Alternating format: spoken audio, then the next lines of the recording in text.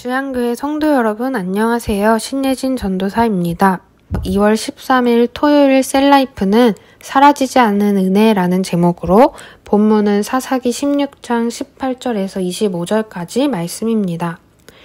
삼손은 하나님 앞에 드려진 나실인임에도 불구하고 하나님의 말씀이 아닌 정욕을 따르는 모습을 많이 보게 됩니다. 그중 이방 여인 들릴라를 사랑하게 되었고 들릴라의 유혹에 넘어가고 맙니다. 삼손의 연약함, 그러나 그 가운데 멈추지도 사라지지도 않는 은혜를 발견하게 됩니다. 말씀이 주는 교훈을 살펴보도록 하겠습니다. 첫 번째는 죄는 영혼을 잠들게 합니다. 들릴라의 계속되는 추궁에 삼손은 결국 힘의 비결을 말하게 됩니다. 본문에서는 이것을 진심이라고 표현합니다. 그런데 사실 삼손의 힘의 근원은 머리털이 아닌 하나님께 있었습니다. 삼손은 그것을 놓친 것입니다. 삼손이 들릴라에게 진심을 말하자 들릴라는 바로 블레셋 방백들에게 말합니다. 그래서 블레셋 방백들은 삼손을 잡으러 올라옵니다. 아주 긴박하고 위험한 상황입니다. 그런데 삼손은 무엇을 하고 있나요? 들릴라가 삼손에게 자기 무릎을 베고 자게 하고 삼손은 잠이 들었습니다.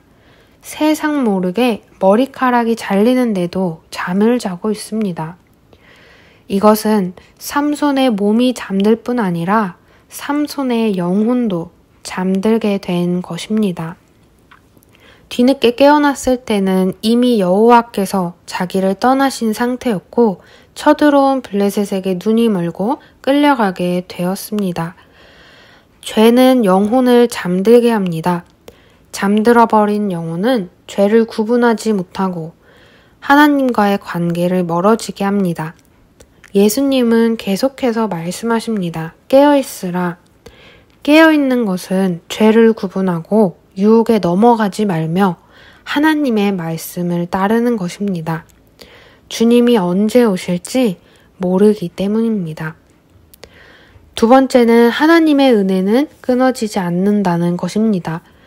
삼손은 하나님을 버리고 여인을 선택합니다. 사랑의 대상이 하나님이 아니기에 하나님의 말씀을 버립니다. 그는 부족하고 연약한 인간 사사였기 때문입니다. 정욕이 앞서고 내 생각이 앞서고 다른 사람의 말에 넘어가 버리는 연약한 사람이었기 때문입니다. 그 넘어감의 결과는 아주 지독했습니다. 눈이 뽑히고 옥에서 맷돌을 계속해서 돌리고 블레셋이 자기들의 다곤신에게 제사를 드리며 축제를 열 때 앞에서 제주를 부려야 하는 수치를 경험하게 되었습니다. 하나님을 떠난 사람의 마땅한 결과입니다.